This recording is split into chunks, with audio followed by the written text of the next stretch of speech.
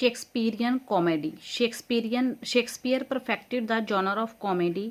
Most of his comedy, उन्होंने comedy के genre को परफेक्ट किया। Most of his comedy are of the romantic type. उनकी जो ज़्यादातर कॉमेडी है वो रोमांटिक है। The main theme of Shakespeare's comedy is love. उनकी मेन थीम होती है लव।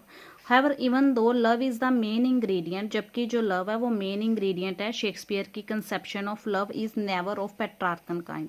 फिर भी जो शेक्सपियर की धारणा है लव की वो कभी भी पेट्रार्कन नहीं रही। In fact in comedy such as you like it he impart a realistic touch to love.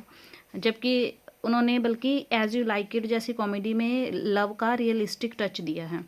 And critics the Petrarchan idea of love. जो लव का पेट्रार्कन आइडिया होता है उसे क्रिटिसाइज किया है, आलोचना की है उसकी। इन हिज कॉमेडीज, उनकी कॉमेडी में lover usually experience a set of obstacles.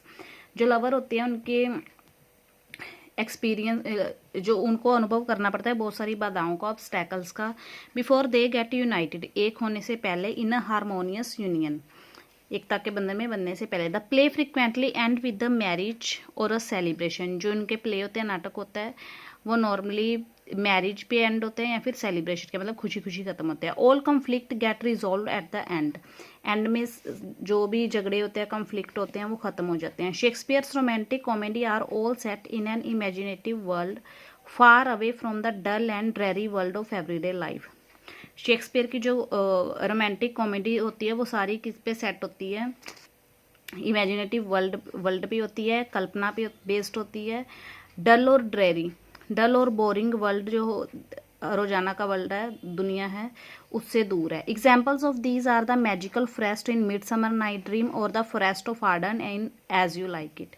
इसके एग्जाम्पल कौन से हैं? मिडसमर नाइट ड्रीम में जो मैजिकल फॉरेस्ट है और एज यू लाइक इट में जो आर्डन है, फॉरेस्ट ऑफ आर्डन है।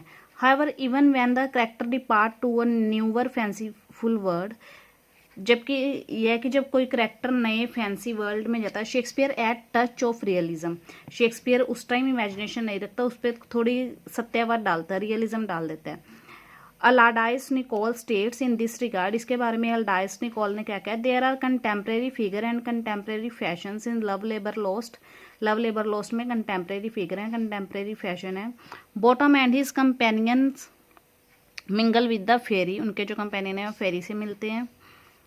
Sir Toby Belch and Sir Andrew Aguecheek are companion of Viola and Olivia. ये वॉयला और ओलिविया के कंपेनियन होते हैं। Dogberry and Verges of Hero and Beatrice के। This is the cardinal characteristics of Shakespeare's romantic world. ये cardinal characteristics हैं Shakespeare की romantic world की।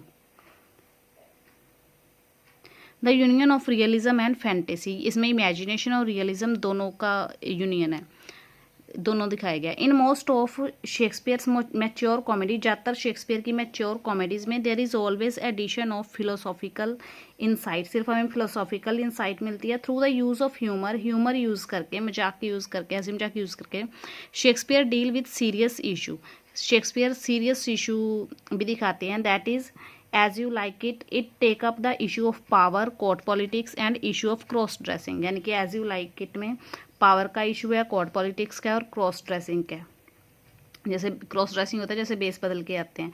While comedy of error take up the issue of insanity, जबकि जो comedy of error इनका जो play है उसमें इंसैनिटी का इशू है, यानी इंसैनिटी होता है पागलपन।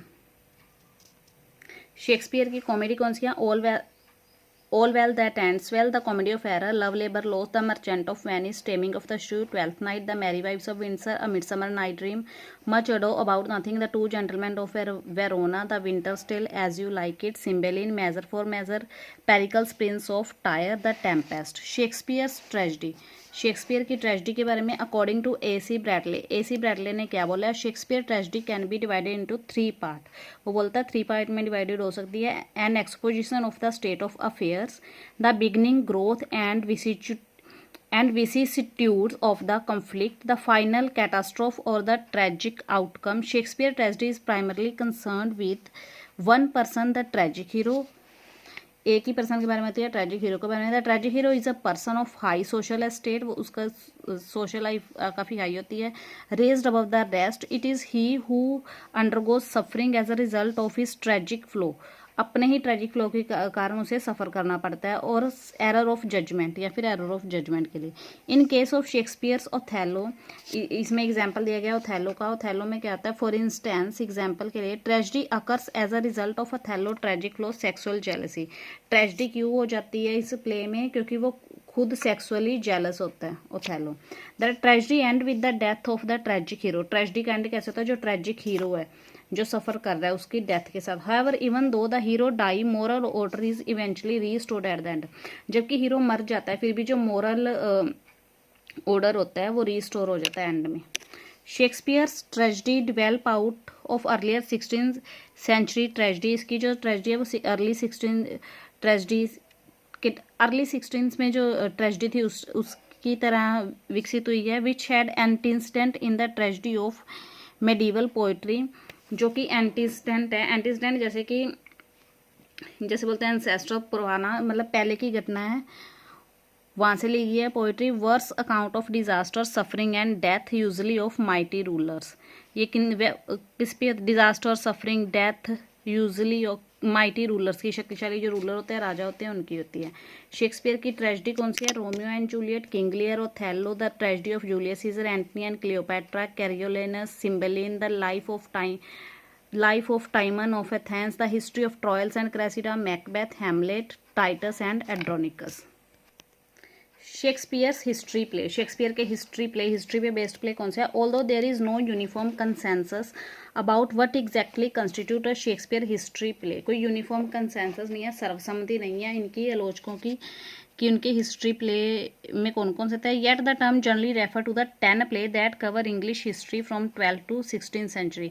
फिर भी इसमें 10 प्ले 10 प्ले रखे गए हैं इसके, जो 12 से 16th सेंचुरी में आते हैं, की हिस्ट्री कवर करते हैं। Each named after the focusing on a reigning monarch. हर एक जो प्ले है वो किस पे फोकस करता है, किसी शासक पे, राज करने वाले राजा पे। According to Michael Hathaway, Shakespeare's history play are related to history mainly by offering representation of historical figure and the creation of theater out of historical event.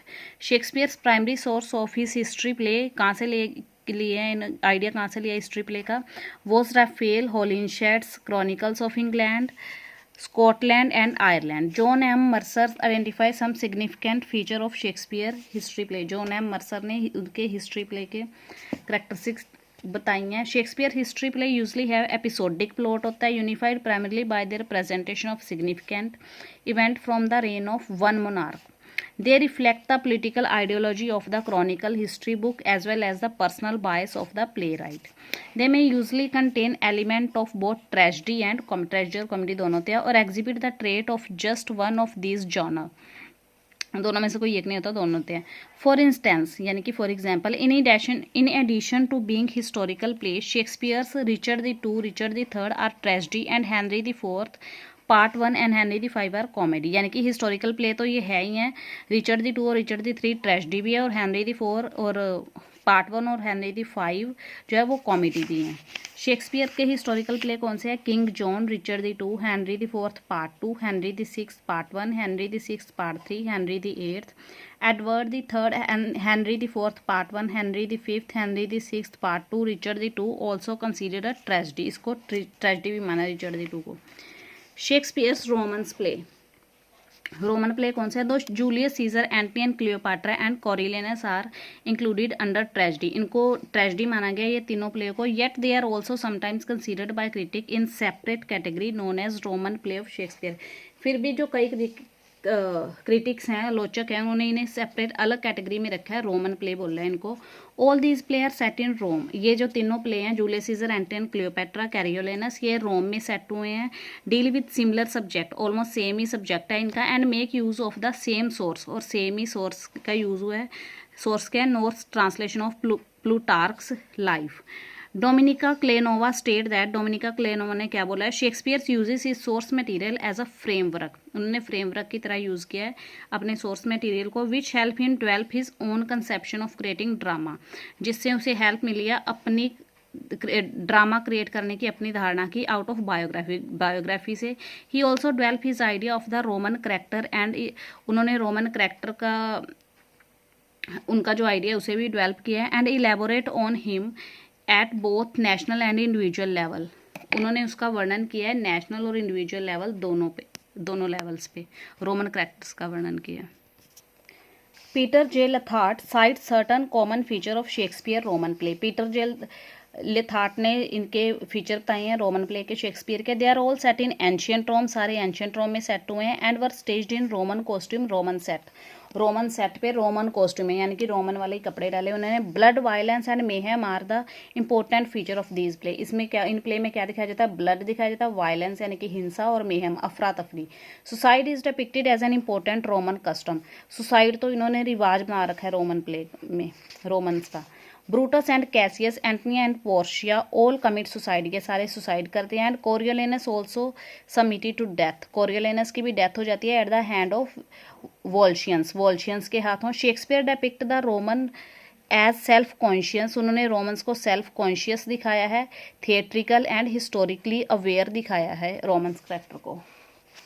Shakespeare problem play कौन सी हैं शेक्सपियर के?